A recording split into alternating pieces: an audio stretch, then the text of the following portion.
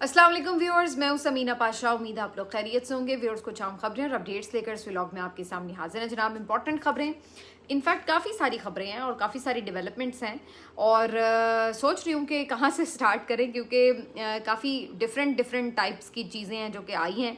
एक तो जी 9 मई के एक और केस का फैसला सुनाया गया है। एक दफ़ा फिर 10-10 साल की सज़ाएं, वही पैटर्न हमें रिपीट होता नज़र आ रहा है। उसके साथ साथ इमरान खान साहब का अडयाला जेल में एक और फॉलो अप चेकअप भी हुआ है। इसके साथ नाराज़ अरकान जो खैबर पख्तूनख्वा के हैं, उनकी बैरिस्टर गौहर से एक अहम मुलाकात हुई है। जीबी में फाइनली शराकत दारी का फार्मूला तय पा गया है और वहाँ पर एक तारीखी नूरा कुश्ती के बाद बाकायदा एक मुका फिर से हो गया है। तो वहाँ पे भी क्या हुआ बात करेंगे। और फिर साथ ही साथ कुछ ईरान और अमेरिका के जो मुज़ाकरात हैं उनके ऊपर भी गुफ्तगू होगी।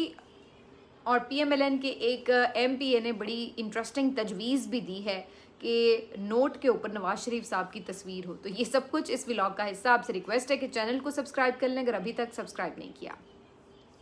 बात शुरू कर लेते हैं जी कि पीटीआई से मुतालिक क्या क्या खबरें हैं। तो सबसे पहली खबर तो ये है कि 9 मई के एक और मुकदमे का फैसला सुना दिया गया है और ये मुकदमा था पुलिस की गाड़ियों को जलाने का और तोड़फोड़ करने का।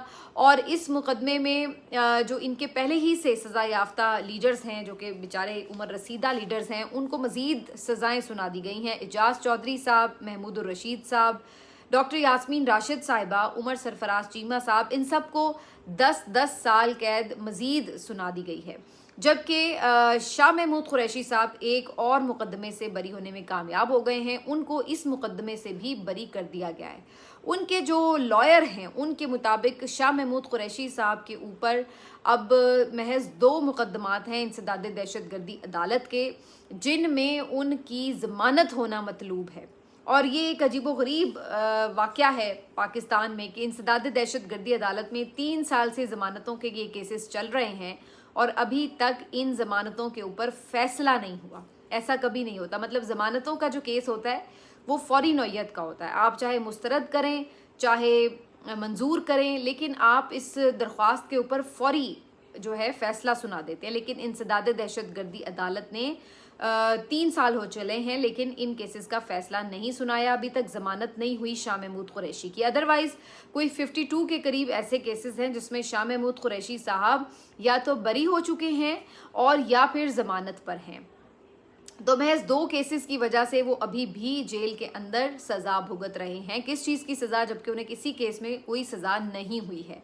तो ये भी अपनी नौयत का एक मुनफरिद वाक़या है पाकिस्तान की तारीख में कि आपको कोई सज़ा भी नहीं हुई, आप पे कोई जुर्म साबित भी नहीं हुआ और आप महज तफ्तीश के लिए गिरफ्तार हैं। और उस तफ्तीश के लिए भी गिरफ्तार हुए आपको 1, 2, 3, 4 कुछ महीने नहीं बल्कि 3 साल हो चुके हैं। और मज़े की बात यह कि अभी भी आप जिन केसेस में गिरफ्तार हैं ये ऐसे केसेस हैं जिनसे मिलते जुलते केसेस में ऑलरेडी या तो आप जमानत पर रिहा हैं और या फिर आप बरी हो चुके हैं। यानी ये भी उसी किस्म के केसेस हैं ना, 9 मई टाइप के जो मुख्तलिफ केसेस इन्होंने बनाए मुख्तलिफ शहरों में।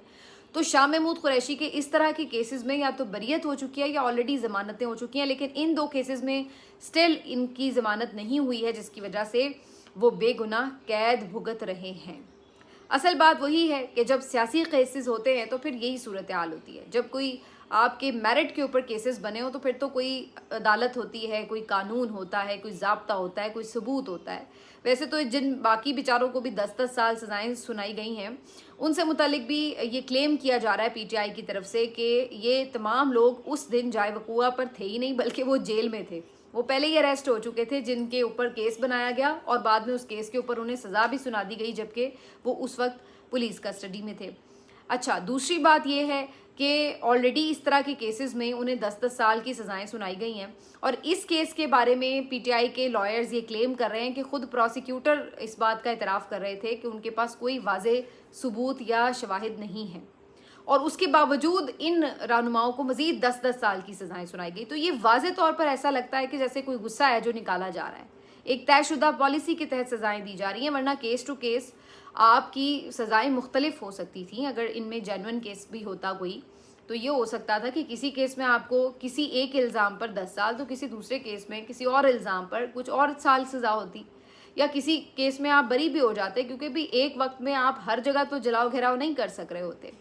लेकिन इन तमाम केसेस में एक जैसे बयानात और शवाहिद और एक जैसी सज़ाओं का सामने आना ये ख़ुद इस बात का एतराफ़ है कि ये फेक केसेस हैं या ये सेहत के एतबार से काबिल एतबार केसेस नहीं थे, जिनमें इन बुज़ुर्ग ग्रांडमाओं को, जिनकी उम्रें ऑलरेडी 70 से 75 साल हैं और ये मुख्तलिफ आर्ज़ों में मुब्तला हैं और इनको जेलों में 3-3 साल से रखा गया है। पहले तो इनको ज़मानतें भी नहीं मिली जब तक कि ट्रायल चल रहे थे, तो उस दौरान ज़मानतें भी मिल जाती हैं, लेकिन वो भी उन्हें नहीं ग्रांट की गई और उसके बाद सज़ाएं सुना दी गई। तो शाह महमूद कुरैशी का तो मामला फिर बिल्कुल ही एक अलग नौयत का है कि जहाँ पर उनको ना सज़ाएँ हुई हैं, ज़मानतें हो चुकी हैं, फिर भी 2 केसेस में उनको पकड़ के बिठाया हुआ है, क्योंकि वजह ये है कि वो अभी तक शायद उस तरह की कोई सेटलमेंट पे राज़ी नहीं हो रहे जिस तरह की सेटलमेंट उनको करने के लिए कहा गया है। तो इन नटशेल जो कहानी है उनसे मुतालिक वो बस यही है। बाकी आपको मालूम है कि पीटीआई के कुछ नाराज़ अरकान थे जो सुहेल आफरीदी से नाराज़ थे और उनके बारे में मुख्तलिफ कहानियाँ हैं। कुछ लोगों का कहना है कि जी वो वज़रा बनना चाहते थे, कैबिनेट में आना चाहते थे, कुछ का कहना है कि वो अली अमीन गंडापुर साहब के इशारे या ईमा के ऊपर जो है वो सुहेल आफरीदी के खिलाफ एक ग्रुप बना बैठे हैं। लेकिन उनका अपना ये कहना है कि हम इसलिए नाराज़ हैं क्योंकि इमरान खान की रिहाई के लिए कोई पेशरफ्त नहीं हो रही। इस सिलसिले में आज एक इंटरेस्टिंग मुलाकात हुई है बैरिस्टर गौहर से उनकी, और उन्होंने अपने तहफ़्फ़ुज़ात का इजहार किया है, जिसके बाद बैरिस्टर गौहर कायम मकाम चेयरमैन पीटीआई ने उन्हें यकीन दहानी कराई है कि जल्द ही उनकी मुलाकात अपोजिशन लीडर महमूद खान अचकज़ई साहब से भी होगी, अल्लामा राजा नासिर अब्बास से भी होगी और मिलकर एक लाहेअमल भी तय किया जाएगा। कोई ना कोई स्ट्रैटेजी जो है वो सामने लाई जाएगी जिसके तहत इमरान खान साहब की रिहाई का कोई लाहेअमल सामने आ सकेगा। तो ये अब उन्होंने यकीन दहानी तो उन्हें कराई है, देखते हैं कि अब ये यकीन दहानी कारगर होती है नहीं।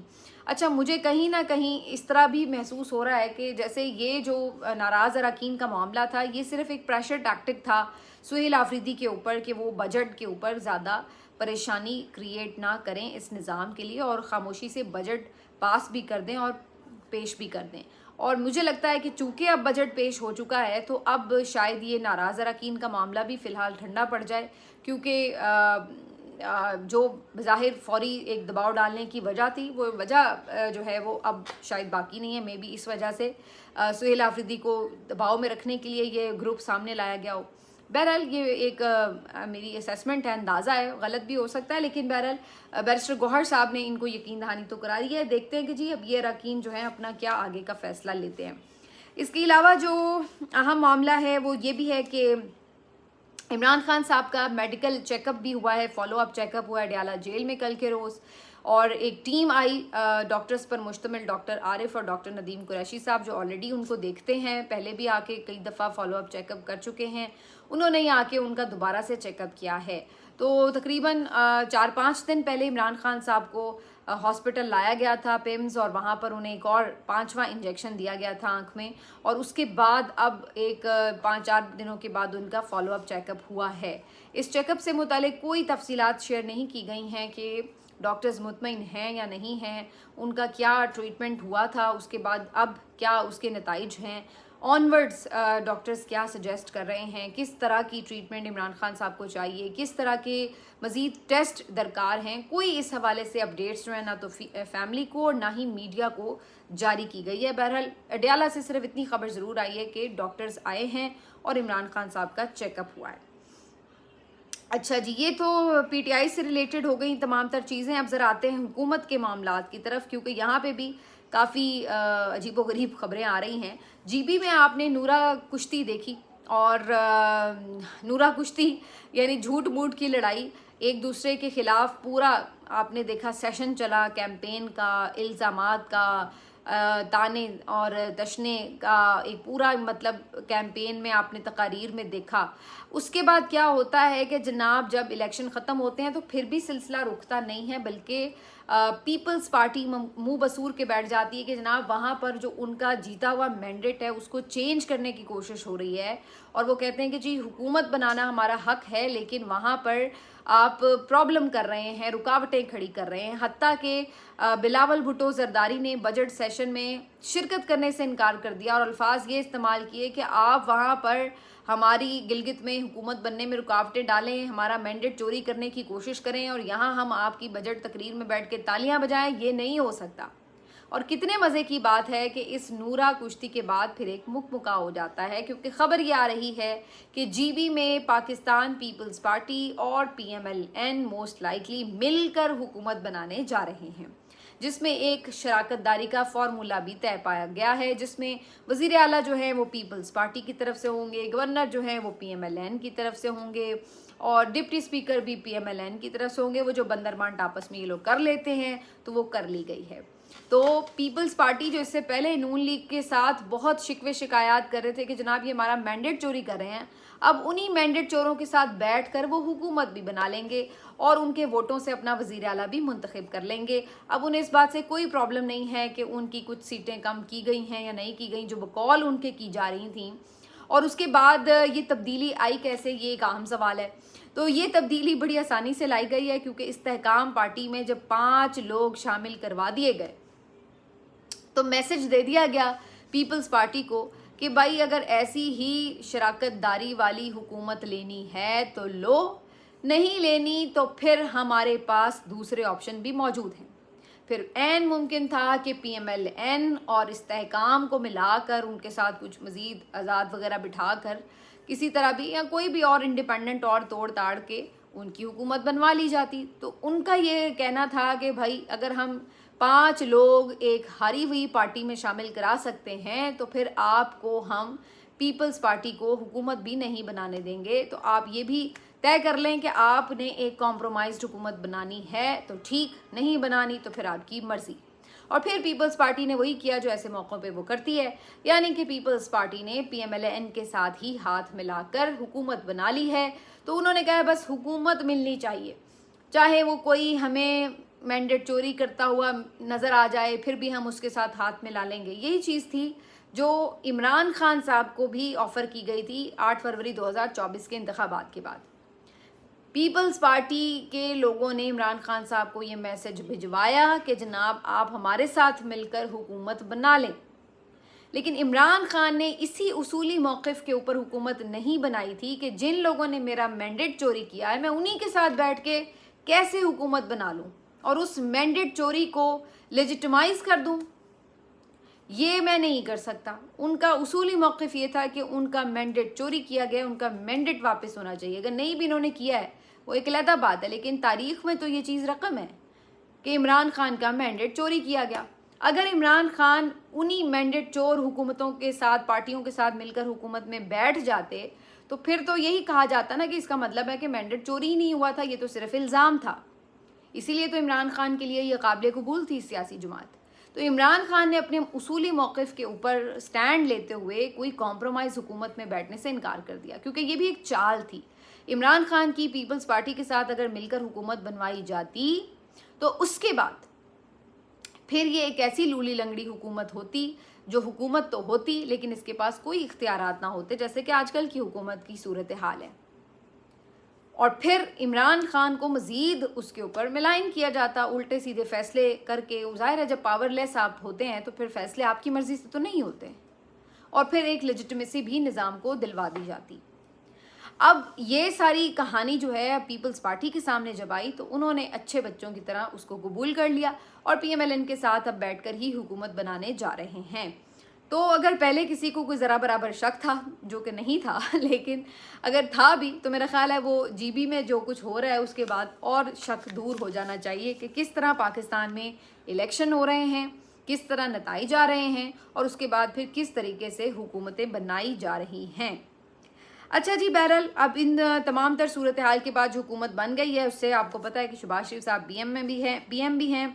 अच्छा, इनके बारे में अब ये खबर आ रही है कि शहबाज शरीफ साहब का दौरा स्विट्ज़रलैंड दोबारा से ऑन हो चुका है और CDF यानी कि आसिम मुनीर साहब भी स्विट्ज़रलैंड जा सकते हैं उनके साथ। और जो ईरान और अमेरिका के बाज़ाब्ता दो तरफ़ा मुज़ाकरात होने हैं उसके हवाले से ये दोनों मुआवनत भी करेंगे। ख़बर यह है कि पहले चूँकि ये मुज़ाकरात खटाई में पड़ रहे थे, इज़राइल के लेबनान पर हमले जारी थे, जिसकी वजह से ईरान ने मुज़ाकरात मज़ीद बढ़ाने से इनकार कर दिया था, मुअत्तल किए हुए थे। फिर मोहसिन नकवी साहब ईरान पहुँचे, उनकी अहम मुलाकातें हुई, उन्होंने कन्विंस भी किया कि आप इसको कैरी ऑन करें। और उसके बाद डोनाल्ड ट्रंप ने भी कुछ इज़राइल को ऐसी बातें की कि जिससे उन्हें ये तासुर जाए ईरान को कि जनाब डोनाल्ड ट्रंप जो हैं वो बहरहाल मुआहदे के ऊपर कारबंद हैं। तो उसके बाद फिर ईरान ने बज़ाहिर ये नज़र आ रहा है कि हामी भर ली है, वो स्विट्ज़रलैंड की तरफ जाएंगे और मोहसिन नकवी साहब उन्हीं ईरानी वफ़द के साथ ही वहाँ पर जाएंगे, जबकि पाकिस्तान से वज़ीर आज़म शहबाज शरीफ और CDF जनाब आसिम मुनीर साहब भी वहाँ पर पहुँचेंगे। यहाँ पे मैं एक बात ज़रूर कहूँगी कि मैं अक्सर नोट कर रही हूँ इस वक्त के कुछ जो बहुत से PTI के बेचारे जले कटे लोग हैं, वो इस बात पे बड़ा मजाक उड़ाने की कोशिश कर रहे हैं कि जी इनके कभी वो ले आते हैं कि जी इन्होंने दस्तखत ही किसी और कागज़ पे किए हैं, कभी ले आते हैं कि जनाब इन्होंने इनवाइट ही नहीं करना था और ये एवं ही अपने आप को शो कर रहे हैं, कभी कहते हैं कि जनाब आप इसमें आपकी कोई सालिसी की हैसियत ही नहीं, ये तो किरदार ही कतर का था। तो वो मुख्तलिफ इसके पॉइंट ऑफ व्यूज़ लेके आते हैं।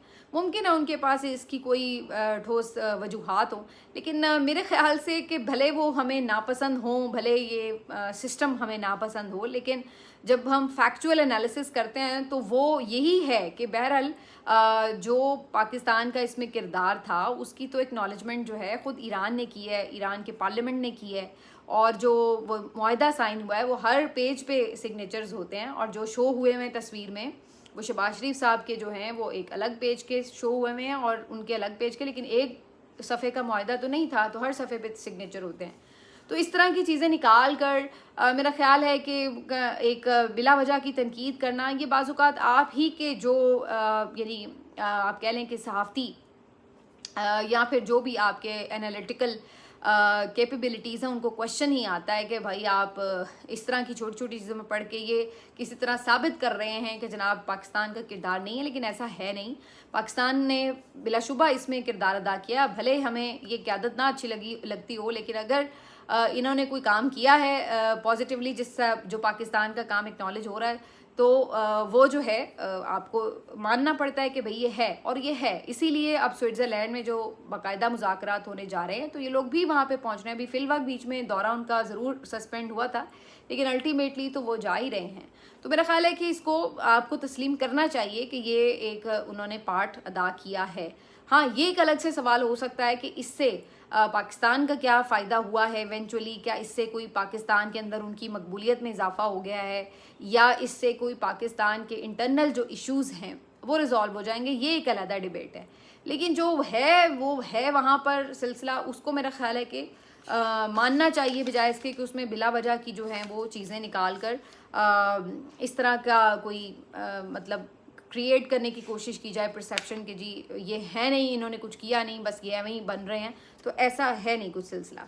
अच्छा जी, एक और जो बात है, चले जहाँ पे बात है मानने वाली वो तो मानी जाए, लेकिन कहीं पे तो आपको पता है PMLN वाले भी तरसे हुए होते हैं कि कोई क्रेडिट मिल जाए और फिर हर सूरत अपने क्रेडिट्स लेने की कोशिश करते हैं। तो मेरे नज़र से बड़ा ही अफसोसनाक एक और इनका कारनामा गुजरा। वज़ीर आला पंजाब मरीम नवाज़ साहिबा की तरफ से जो अहकामात थे कि जी मुहर्रम के जो दिन हैं इनमें जल से जुलूस और सबीलों वगैरह के लिए सिक्योरिटी इंतजाम और वो, और उसके साथ साथ उन्होंने ये भी हिदायत की कि जो वहाँ पे आएंगे जो शुरका होंगे मुजाहिरीन ये जल से जुलूस के, उनको जो है सबीलें वगैरह पानी की लगाकर उनके लिए इंतजामात किए जाएं। तो उसके अंदर भी जो है वो अनाउंसमेंट चलाई जा रही है मरीम नवाज़ साहिबा की न्यूज़ चैनल्स पर कि जी सबीलें और ठंडे पानी का शरबत और ये फ्री दिया जाएगा इन शुरका को। मतलब आप हद ही हो गई है कि आप इवन तबर्रुक के ऊपर या सबीलों के ऊपर भी अपनी तशहीर करेंगे कि जी ये हम कर रहे हैं, ये हम कर रहे हैं। मतलब खुदा का कोई तो खौफ कर ले, किसी जगह तो बाज आ जाए भाई। मतलब है कि इफ्तार के ऊपर तस्वीर है, पानी की बोतल के ऊपर तस्वीर है, हर जगह तस्वीर है। अब आप मुहर्रम का शरबत भी किसी को पिलाएंगे सबील का, और उस पर भी आप एहसान जतलाएंगे कि देखें जी हम आपको फ्री दे रहे हैं। मतलब कौन सी दुनिया में जगह है जहाँ पर सबील का जो शरबत है वो आपसे कोई पैसे लेके पीता है? सबील का तो मतलब ही ये है कि भाई अल्लाह की राह में सबको फ्री वो दिया जा रहा होता है ना। ये थोड़ी है कि कहीं पे आपने देखा है कि जो शरबत है या कोई दूध का स्टॉल है या कुछ भी लोगों के मशरूबात का इत्माम किया जाता है तो उसमें कभी किसी ने उसके पैसे भी लिए हैं। जो आप अनाउंसमेंट कर रहे हैं कि जी ये फ्री है, ये तो अंडरस्टूड सी बात है कि वो फ्री ही होता है। और वहाँ पे भी कोई अपने बड़े कैंप लगाकर तस्वीरें लगाने की ज़रूरत नहीं है। ये एक मतलब नॉर्मल रूटीन प्रैक्टिस है, ये कोई पहली दफ़ा नहीं हो गया। लेकिन बस आपको पता है मरीम नवाज साहिबा का, और उससे आगे बढ़कर फिर उसी तरह के इनके चेले चमचे हैं जो इन्होंने MPs वगैरह के नाम पे भर्ती किए हैं और करवाए हैं। इन्हीं में एक हैं जनाब अरशद मलिक साहब, जो कि आज सूबाई असम्बली में तकरीर कर रहे थे और फरमा रहे थे कि जी 5,000 का नोट निकाल के कहते हैं कि इसमें जो कायदे मोहतरम हैं मोहम्मद अली जिन्ना, उनके साथ मियाँ नवाज शरीफ की तस्वीर भी होनी चाहिए, क्योंकि मियाँ नवाज शरीफ साहब ने मुल्क को एटमी ताकत बनाया। अगर कायदे आज़म ने मुल्क बनाया है तो उन्होंने एटमी ताकत बनाया है, तो उनकी भी खिदमात के तरफ में तस्वीर होनी चाहिए। तो ये जो तस्वीर वाला फोबिया और इनकी मेंटालिटी है ना, ये तो मेरा ख्याल है टॉप टू बॉटम ही कहीं एग्जिस्ट करती है। दूसरी बात ये है कि मैं कह रही थी पता नहीं उन्होंने इतनी रियायत भी क्यों कर दी कि जी कायद की तस्वीर लगी रहे। उन्हें तो कहना चाहिए था कायद की तस्वीर हटाएं, जदीद जो पाकिस्तान है इसके बानी तो जनाब नवाज शरीफ साहब हैं, लिहाजा सिर्फ और सिर्फ उनकी तस्वीर लगाई जाए। वैसे अगर ये तस्वीर वाला मामला आया ना तो फिर तो काम बड़ा ख़राब हो जाएगा, क्योंकि फिर बड़ी बड़ी इस वक्त अजीम हस्तियां मौजूद हैं इस मुल्क की जो वर्ल्डली बड़ा आपको पता है रिकग्नाइज हो चुकी हैं, तो फिर तो रौला पड़ जाएगा कि भाई तस्वीर लगेगी तो लगेगी किसकी। तो बहरहाल जी इस तरह के जो खुशामदी लोग हैं वो इनके इर्द गिर्द मौजूद रहते हैं, और ऐसी तजावीज़ भी मुझे तो वैसे शक है कि अगर ये उसने बंदे ने तजवीज़ में मरीम नवाज़ का नाम दे दिया होता तो फिर तो मरीम नवाज़ ने ये प्रूव ही करा देना था, या कम अज़ कम उस बंदे को कोई ना कोई बहुत अच्छी पोस्ट ज़रूर मिल जानी थी, कुछ ना कुछ तो इसका असर हमें नज़र आना था। ये अलग बात है कि उन्होंने सिर्फ मियाँ नवाज शरीफ तक अपनी तजवीज़ जो है वो महदूद रखी है। तो बहरहाल जी ये थी अभी तक की अहम अपडेट्स। मिलते हैं आपसे अगले वीडियो में, अपना ख्याल रखिए, अल्लाह हाफिज़।